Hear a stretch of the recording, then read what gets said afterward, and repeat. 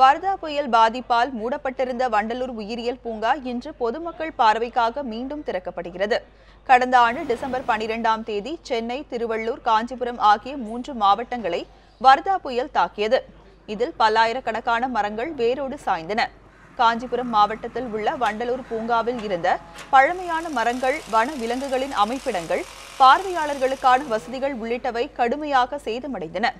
துரித மீட்பு பணிகளால் விலங்குகளுக்கான உணவு மற்றும் குடிநீர் வழங்கல் போன்ற அத்தியாவசிய பணிகள் உடனடியாக மேற்கொள்ளப்பட்டு இயல்பு நிலைக்கு கொண்டு வரப்பட்டன.